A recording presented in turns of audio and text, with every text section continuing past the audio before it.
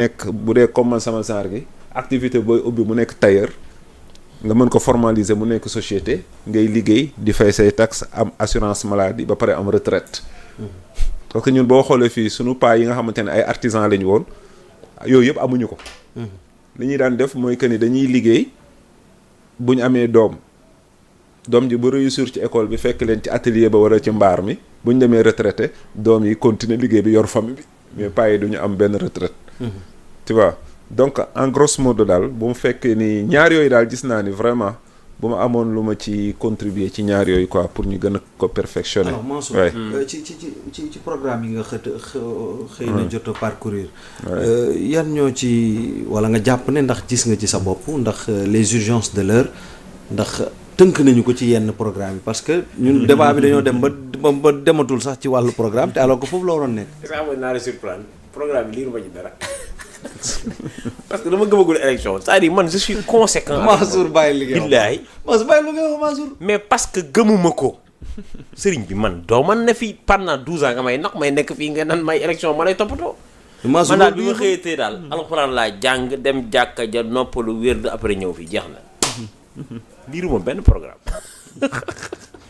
ma seen jot sax bis bu ma wóoree ni élection dina am lii programme moom sawar naa ci liiruma programme de man daal alxuraan laa doon jàng woon ma seen jot ka dañuy tappale naa la surprendre de liiruma benn programme.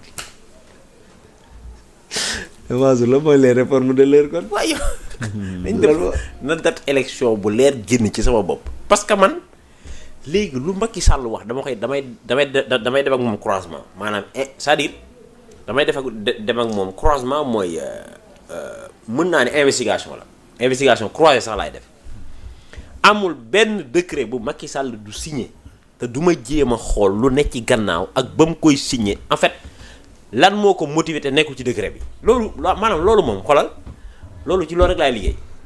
mais est-ce que secret yii journal officiel yi sëñ bi loolu ça ne nous lie plus avec le président te daf ko wane quoi au fait ça dafa wane ne moom ay décret ay loi ay règlement ak yooyu. non sëriñ bi moom li mu bëgg a def loolu lay def.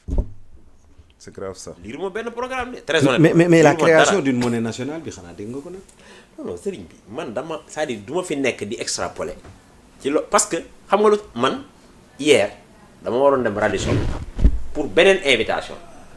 ma ne non dama fay dem nit ñi gis ma jàpp ne damay ñëw pour ay passé affaire yooyu nangam te man gëwuma élection day am ma far toog di ma am ma loolu laa gëm quoi en fait du ma nax sama bopp donc programme yëpp lañ ma yónnee mais liiru ma dara loolu la quoi léegi nag buñ demee ba ci biir semaine bii nga xam ne c'est une semaine décisive bu ma affaire yeeyee ma tëju ko man maa ngi ci congé ma tëju liir kii programme yi mais bu dul loolu moom tëriñ bi waaye ma ne sama bopp rek parce que gars yi dañuy nax nit ñi quoi. Mansour ak kii di le premier le ministre de l'intérieur il peut vous avez confiance en lui. non loolu waxoon naa la ci démb li ma xalaat ci moom c'est pas quelqu'un de zélé au contraire de certaines déclarations qui disent que il n'est pas neutre et cetera mais man.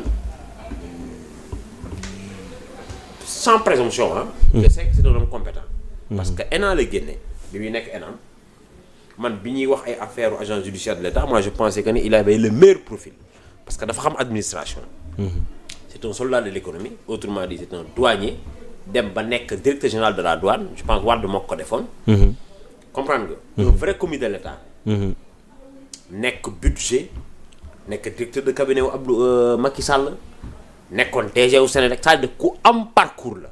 nit gënu koo xam administration. par ricochet travaux grande mosquée de Tivaouane ci loo xam la ne. je pense la coordination. donc voilà quelqu'un boo xamante ne bii il peut rassurer il peut rassembler même si sa proximité avec le chef de l'État ne souffre d'aucune contestation mais pour l'organisation de la présidentielle yaa ngi dégg.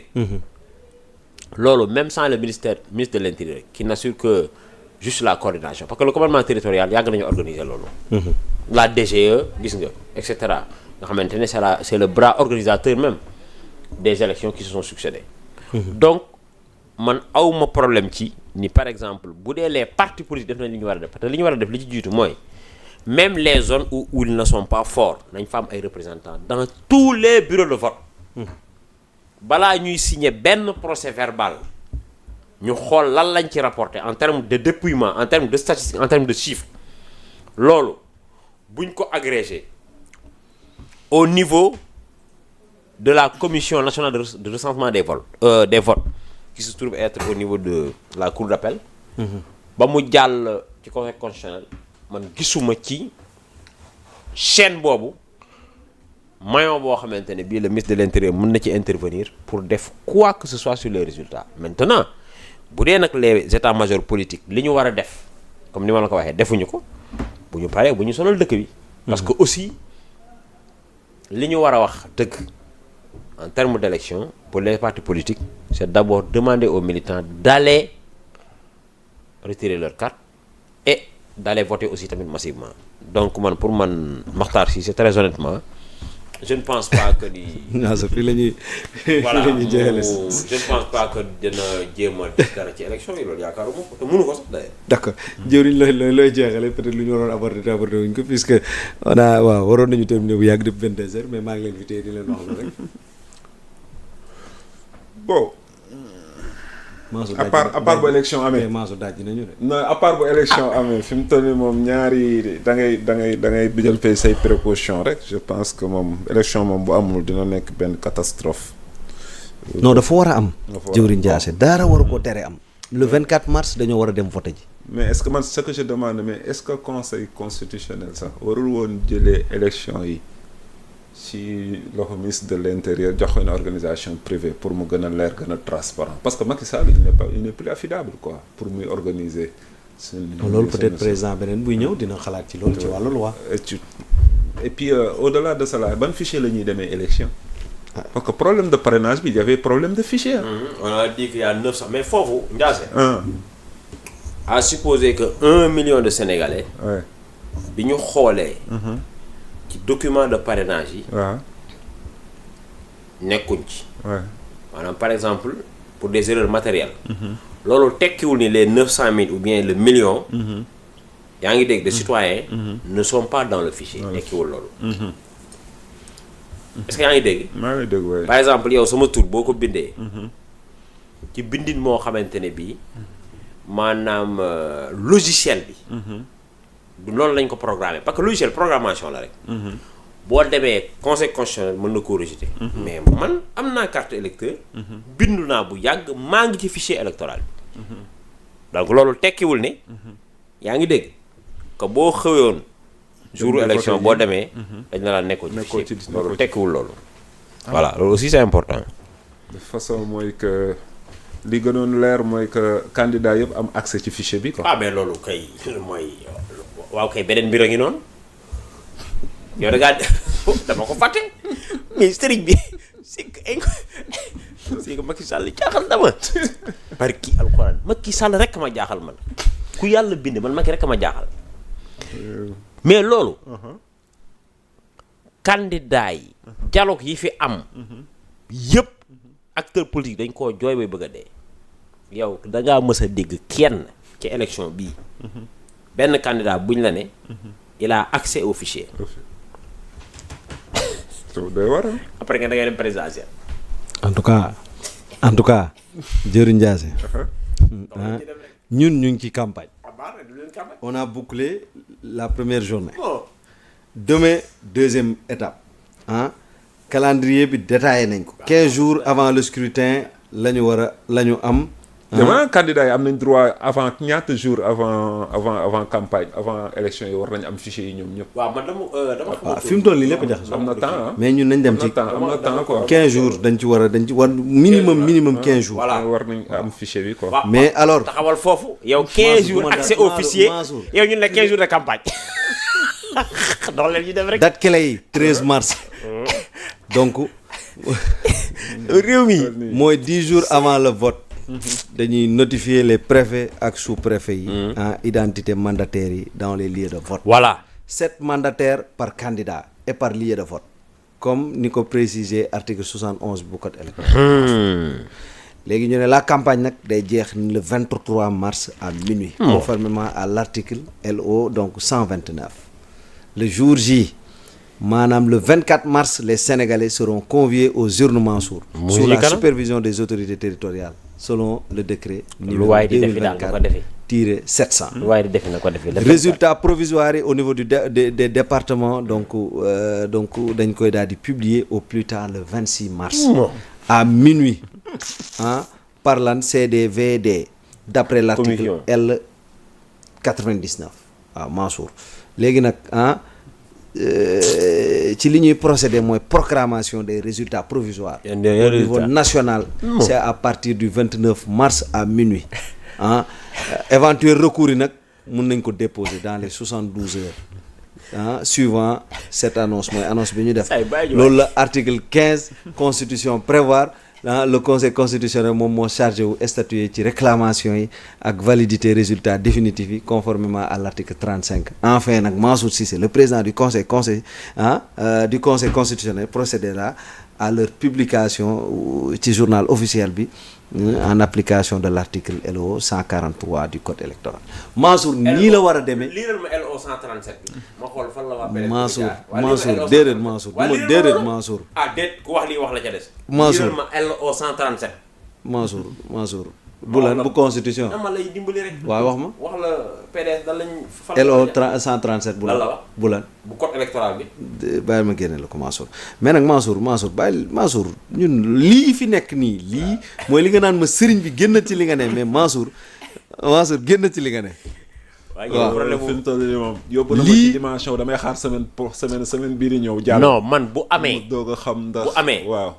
ma xam ni ci diggante bi dafa am lu changé. mais ñàkk amam laa gën a gëm. li nga jot a jàngat moom ci loolu foofu lañ jëm quoi. baax na. mais mën na nekk. déedéet duñ fa yegg. Macky Sall kenn du ko miimal dara de. duñ fa yegg sañ-sañam dafa. Mansour li mu wax sa tànn ba sama portable bloqué na bañ naa génne. mais da nga koy lire nag. Mansour man gisuma ko mais da nga koy lire. génne ko sa non génne ko. man gisuma damaa génne saay bàyyi li ngay def waay. waaw baax na man je ne suis xoolal man découragé wu ma kenn. yaa ngi dégg. je ne suis le porte-parole de personne. d'aucune chapelle d'aucune entité. mais nit ki laa xam ak li mu sañ a def. lu mu capable. baax na mu ngi suñu kanam. waaw lu mu sañul toog fay jooy cëppi-cëppeem gii. am na lu ko waral. dañ ko ngemb de. am na lu ko waral. waaw lii rek 137.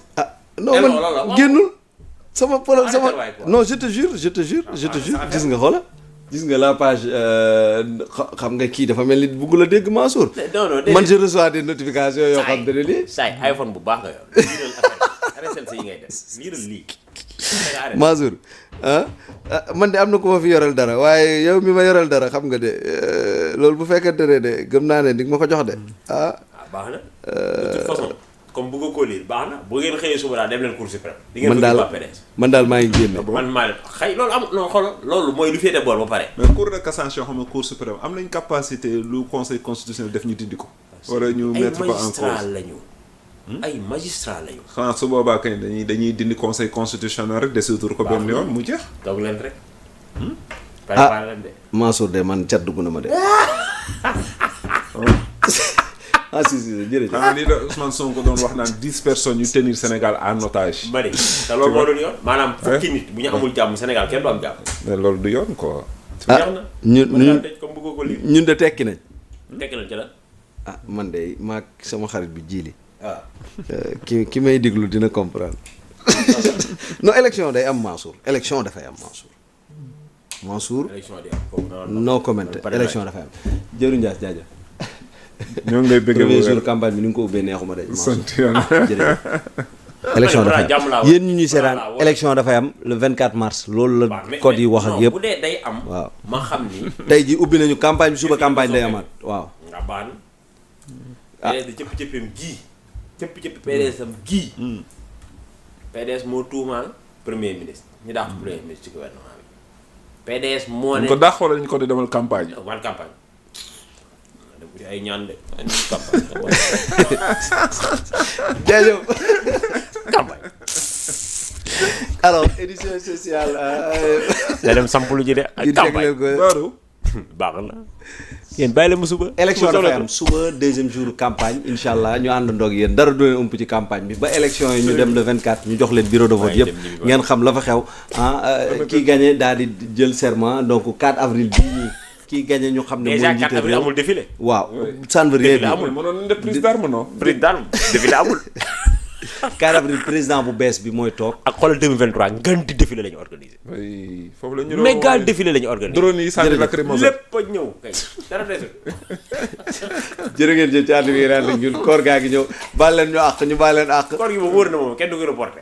Macky bu ko mënul reporté da koy reporté. koy report wala candidat yi boobu moom candidat yi dañ ciy d'accord moom boobu report boobu moom bu ko ñaanoon. baal leen ñu àq baal nañu leen yàlla ñu yàlla boole baal ñu teew ko ay déwéni donc yàlla may ñu dugg ci bismillahi rahmaani rahim jeexale ko alhamdulilahi rabbil alamin ñiy woor tey ak ñiy woor suba ak ñiy woor gannaaw suba donc képp ku ci nekk rek ñu ngi lay baalu àq te di la baalu àq jërë ngeen jëf en tout cas suba incha allah yeneen i numéro ak yeneen i édition day am ñu ñuy jagleel campagne électorale bi ba keroog ñuy voté le 24 mars incha allah su neexee borom bi waaye laata boobee rek ñu gërëm bu baax a baax Mansour Cissé di gërëm baax Jëriñ Ndiassé di gërëm képp ku ñu doon suivre gis nañ commentaires yi suggestions yi critiques yi contributions yi questions yi lépp gis nañ ko jërëjëf du côté de la régie ñi jàpp tax lépp yemb tuuti Ismaïla ñoom ñëpp ñu ngi leen di jaajëfal bu baax a baax du côté de la rédaction production coordination ñoom Malick ñoom ñëpp cant ak ngërëm ñeel na leen ñu joxante rendez-vous suba incha allah su neexee borom bi waaye laata boobee rek woy leen di ànd ak ñun ci Sénégal7.com jaa ngeen jëf merci au revoir